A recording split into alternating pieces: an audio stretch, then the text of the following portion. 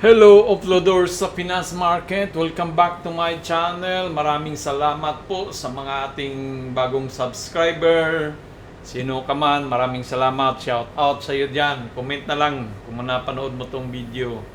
Tapos pakipindot din naman sa subscribe tsaka bell button para notified ka palagi. So pag-usapan natin naman ang ating special edition na ang company ay si REIT, si REIT, City Core, REIT, City Core Energy REIT Corporation. Ito naman yung pag-uusapan natin kasi nag-break out siya, So bago ang lahat, alamin muna natin to ano bang business ni si REIT. So si REIT, ang REIT kasi is Real Estate Investment Trust. So kung mga pwede, ang original talaga nito ay yung mga offices, malls, mga condo na pinaparentahan, mga land, mga ganon yung mga real estate, di ba, kadalasan.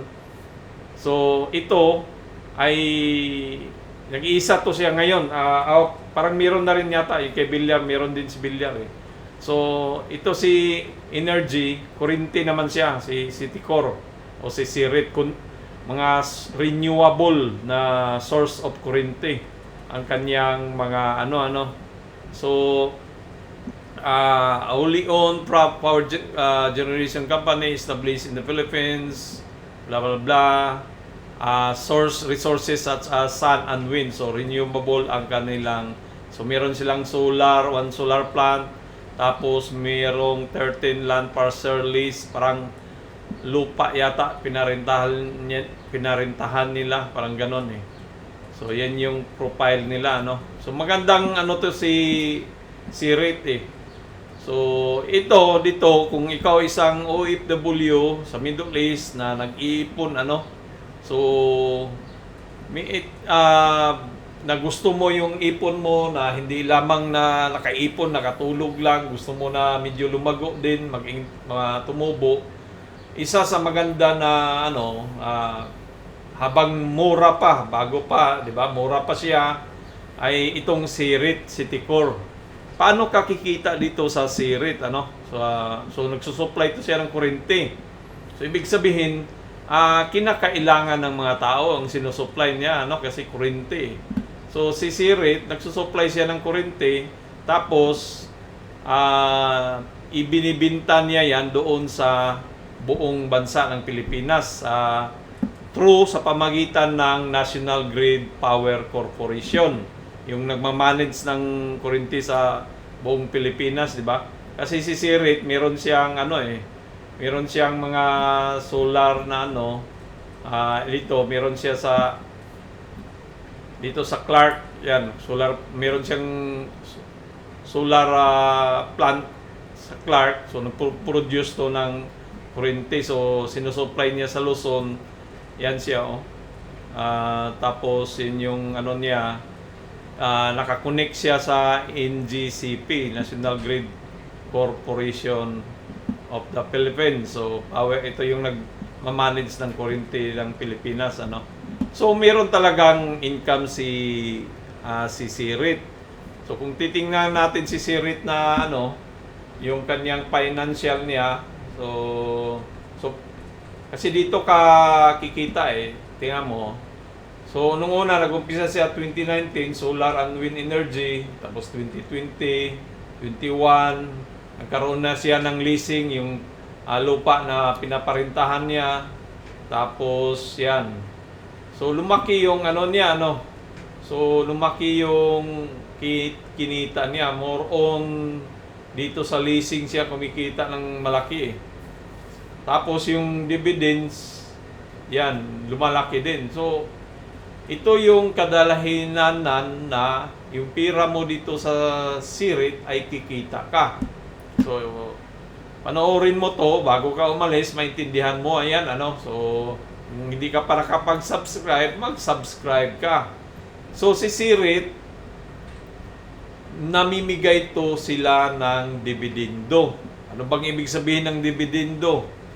Pira yan na ibibigay sa iyo. So habang hawak mo si REIT. So sipin mo yan, namimigay sila 4 na bisis sa isang taon, no? 0.055 noong April 25, tapos June naman, so September, December. So ditong taon 26 namigay sila ng 0.056. So increase, di ba? Noong 23 April 26. So ibig sabihin, ngayong darating na June, mamimigay naman sila ng 0.056 or 0.055. Maliit siya pakinggan kasi 0.055 lang. Pero dahil mura pa kasi 3.68 pa siya presyo ngayon, 3 pa lang.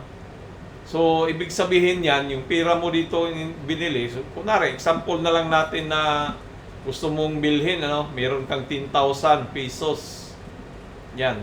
Meron kang 10,000 pesos na kada sahod mo, maglaan ka. Sabihin na lang natin 5,000 kasi parang, kung 1,000 kasi parang maliit lang eh. Pwede naman 1,000, pero example natin 5,000, So, kung may 5,000 ka, tapos bilhin mo si Sirit sa halagang 3.68, i-divide mo yung 3.68 na presyo.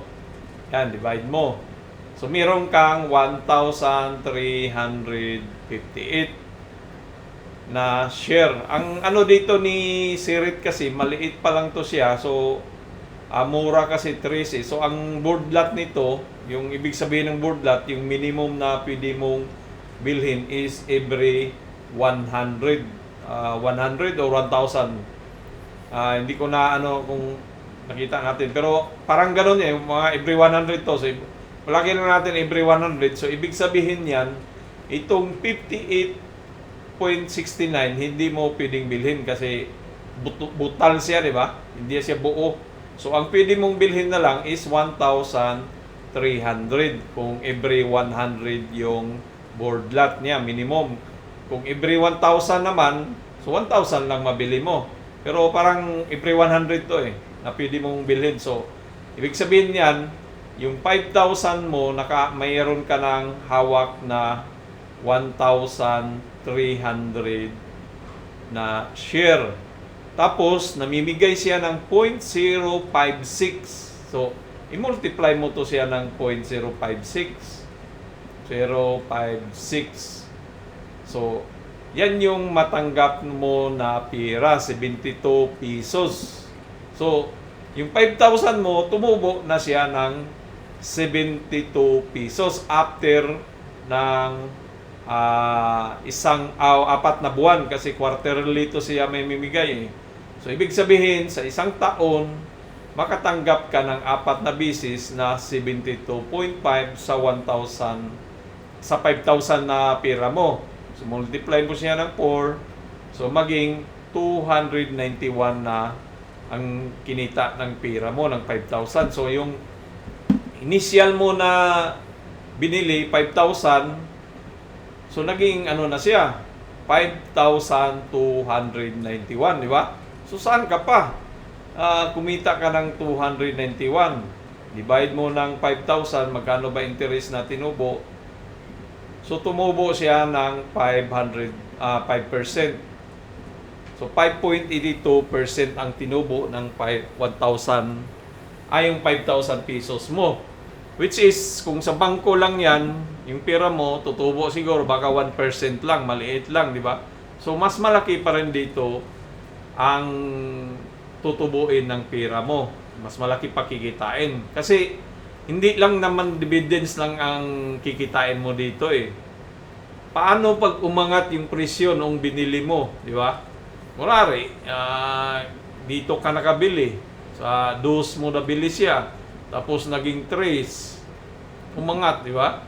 So, ibig sabihin, kumita ka ng piso. So, sa yung 1,300 mo na share, kumita siya ng piso, ibig sabihin, yung 5,000 mo, kumita naman ng 1,300. Ganon yun pagka So, dalawa ang mo dito, maging source ng income, dagdag ipon mo. So, kaya maganda dito kay Sirit, medyo kasi mura pa siya eh. Tapos established na siya ng company. Tapos ang kanyang ginagawang negosyo is kurente. ikaw, hindi mo ba kailangan ng kuryente, di ba? Araw-araw sa Pilipinas, ginagamit natin ang kuryente. So kaya, ano siya, yung income generating siya na company, kumikita siya. So, dahil rich siya, mandatory o nasa batas yan na yung income nila, parang 90% ganon. 90% sa kinikita o basta sa mayroon silang kinikita, magbibigay sila sa kanilang mga tao. So parang ganoon hindi ko sure kung 90% or basta nasa batas yan na 4 na bisis sila namimigay. So yan yung ano nila, pinamimigay 0.056.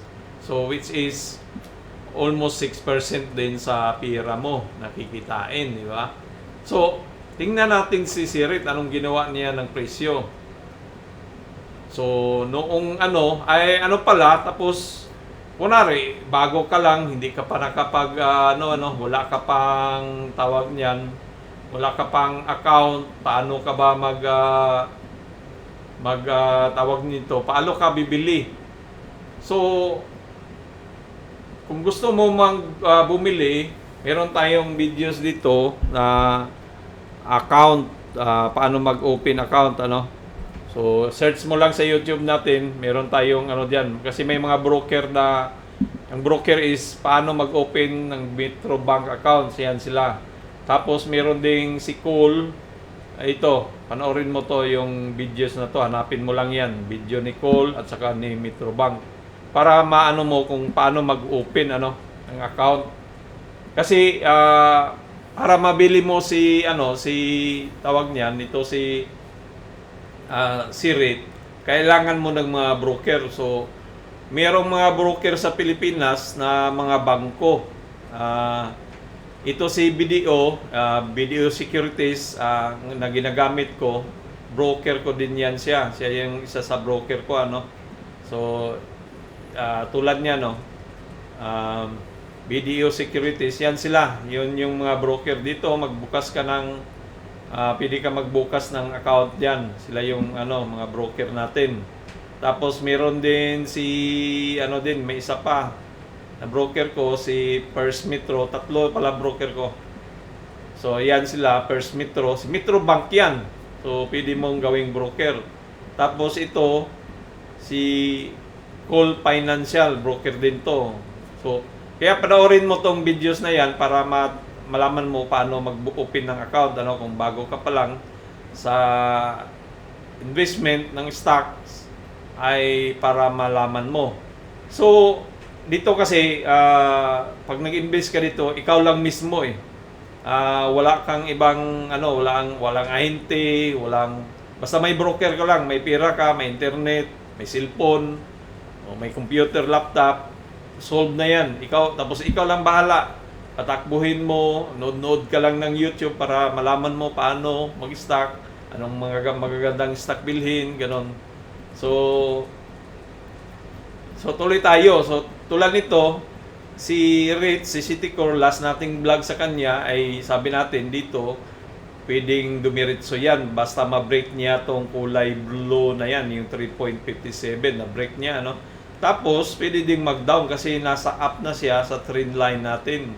Ito yung trend line kasi natin dito sa taas at saka yan sa baba. So kung mapansin mo sa mga baguhan so kung mapansin nyo yung presyo galing dito, umakyat siya doon sa taas dito.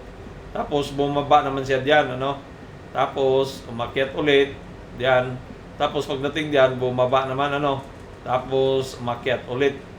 So ganon yung galawan ng presyo sa akyat baba lang siya, akyat baba. So, akyat, baba, akyat, akyat, baba, akyat. Kaya dati, nung uli na itong nandito siya sa taas, sabi natin, pwedeng bumaba at pwede ding umangat. So, ang pinili niya, umangat siya.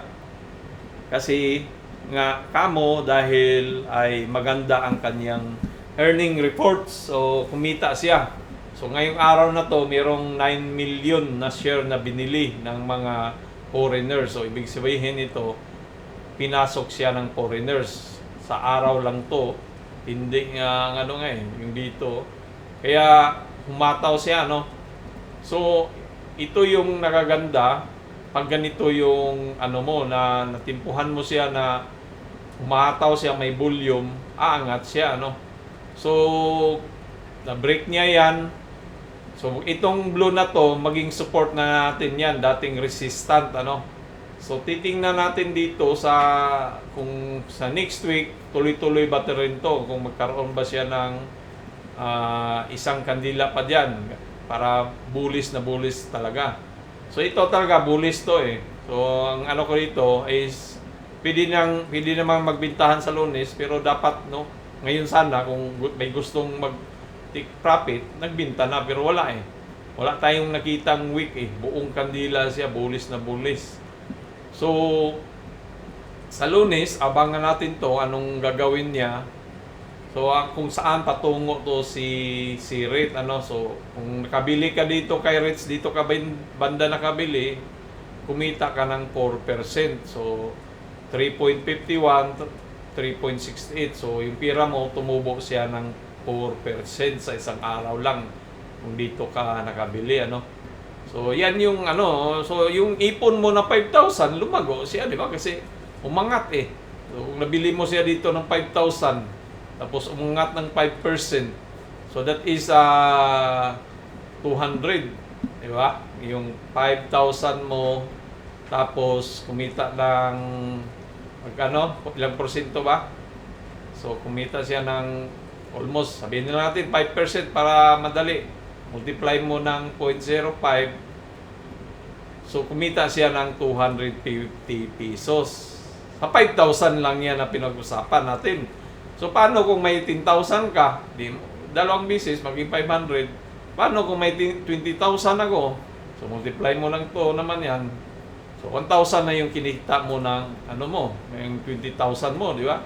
So, maganda siya. So, habang nag-iipon ka, yung kada sahod mo, maglaan ka ng 5,000 dito, kada buwan, maglagay ka ng 5,000, darating na araw, lalo na kung bata ka pa lang, nag-abroad ka dito, 30 years old pa lang, at mag-retire ka, baka yung plano mong retirement is 60, baka mapaiksi dito eh, di ba? Katulad ko, nag-abroad ako umpisa year 1998 sa Saudi Arabia. 10 years ako dito, tapos lumipat ng Abu Dhabi, tapos nag-Qatar, dito tumagal ako sa Qatar. So mga almost 25 years na ako sa abroad. Pero natutunan ko tong mag-invest sa Philippine stock is 3 years ago lang, bago lang ako. So paano kung natutunan ko to, kung alam ko to na mayroon palang ganito way back 20 years ago, ano, yung or nung bago pa lang ako nag-abroad, sabihin natin after nag-abroad ako, 5 years after, naka-ipon ng pirang kunti, ganon. Baka hindi tayo nagtagal sa abroad. Baka yung retirement natin mapaaga or dahil may natutunan tayong pwedeng pagkakitaan, additional income, hindi lang sa sahod. So dito kasi, habang nagtatrabaho pa tayo sa abroad, so meron tayong kapital. So yung kapital mo, galing sa sahod mo, invest mo dito, so magkapira ka, ipon-ipon. Parang ipon lang din to eh. So para sigurado ka na, gawin mong, may video account ka, may Metrobank ka account, gawin mo silang broker, ano. So parang nag-iipon ka lang dito eh, kung nandito ka sa abroad na nagtatrabaho. So pag lumaki yung kapital mo dito, pwede ka nang maging source mo to ng income, ano. Na pwede naman pala akong umuwi na sa Pilipinas, pwede na to, ito na lang. So kaya nagba-vlog lang tayo dito kasi baka malay mo lumago yung natin channel, yung mga natin, yung subscribers natin diyan lumago, malay mo, di natin alam, baka pwede na mag-retire. Kasi matagal-tagal na rin tayo, parang na. So, si REIT, balik tayo. Parang napaba yung kwentuhan natin. Ang daldal mo kasi. So, si REIT, saan ba patungo si REIT? So, kung nakabili ka, parang baka babagsak na yan, ganon. Sa base sa, kung palagi ka nang nag-stock, so marami ka ng pattern na intindihan, Si REIT, bumubuo siya ng bullish flag. Ang ibig sabihin ng bullish flag, yan poste niya, ito yung bandera niya, watawat, ganyan, di ba? So, ang ano diyan, ng ano natin kay Sirit, ang target price natin, prospect natin, hiramin natin tong poste na to. So, yan. Hiramin natin yung poste na yan, tapos dalhin natin dito. So, lagay na natin dyan, para kasi masyadong haba. So, diyan lang muna. Pwede din ilagay mo dyan. Pwede din dito. So, nasa sayo na yan. So, dito lang muna natin ilagay, ano. So, katulad nito, na-break na ni Sirit ito, na-break na niya. So, ibig sabihin, magtuloy-tuloy na tong breakout. Ang target price natin sa ating broker na BDO is 4. So, 4 which is dito, malapit na, no? Dito yung 4. Yan, yung target price ng ating broker. So, yung ano natin, yung poste na hinira, medyo lumagpas siya, pero okay lang yan. So, pwede naman gawin nating 5 yung target price, eh. So, si TradingView, kasi yung mga broker natin, namimigay yan sila ng ano, eh. So, ginagamit ko yan siya sa kung pag nag-invest ako. So, ito si TradingView din, 375. So, ibig sabihin 4. So, ibig sabihin yan, kung na-convince, gusto mo talagang bilhin to si Sirit, dito mo siya nabili. So, ito si Sirit, kikita ka pa rin ng 9% kung ma-hit yung target price. So, parang doon na to patungo, eh, kasi na-break na niya, eh. So, pwede naman ding dalhin mo dyan, wala naman, eh. So, ito yung pinakamataas na presyo niya, no? Dito nasa 3.9. So, kailangan i-break to ni Sirit para magkaroon siya ng panibagong presyo, all-time high. Kasi na-break na niya yung plug na yan, so bullish nga. So, ibig sabihin, angat talaga to si Sirit. So, ang target niyan, so lagyan natin ng marka diyan. So, baka yung presyo, example lang naman to, eh, ganun-ganon. Pag ganun-ganon lang yung presyo, akit baba, hanggat umabot yung target price. So, long term, malapit na yan ma-hit yung 4 pesos. So, sa atin ay bullish plug nga, so baka abutin pa lang 5 yan, ano. So, habang mura pa to si Sirit, maganda. Kung nagtitrade ka na, maganda siya isama sa portfolio mo, ano? Kasi maganda siyang ang increasing naman yung earnings niya, tapos ang demand ay kuryente. So, nagsusupply siya ng kuryente. Ay napakalaking bagay na gaganda ang nito. Malayo ang maaabot nitong Sirit kasi renewable siya, eh. Solar panel, so kailangan siya ng mga tao yung kuryente. So, huwag kalimutan, hindi po ako financial advisor. Ako po isang OFW na naggawa ng vlog para naman baka mabigyan natin ng idea yung mga kapwa OFW natin na gustong lumago ang kanilang inipong pera, ano. So, isa to sa paraan para yung sahod mo, hindi lang sahod lang inasahan mo, gusto mo pang kumita pa siya. So, dito ka sa rates. So, dapat tapos kung ayaw mo diyan, gusto mo pa maghanap ng iba, hanapin mo yung mga blue chip stocks. Yung mga blue chip stocks, yan yung mga bangko, yan, BDO, Metrobank, BPI, PNB, Swiss, Yunbun Bank. So, halos ng bangko sa Pilipinas, pwede mo siyang bilhin, di ba? So, meron tayong videos dito tungkol sa bangko. Panoorin mo lang yan. Panoorin mo yan. Yung OFW ka pero mali ang pag-ipon mo. Yan, panoorin mo para malaman mo kung ano yung ibig sabihin sa video natin yan. Search mo lang yan. So, sana naman ay meron tayong naibigay na ideas sa ating mga viewers at sa darating pang mga viewers. Maraming salamat po. Huwag kalimutan mag-subscribe para lumago ang ating channel at tayo'y magpatuloy-tuloy na maggawa ng videos araw-araw. So maraming salamat. Adios mi amigos. Pachada!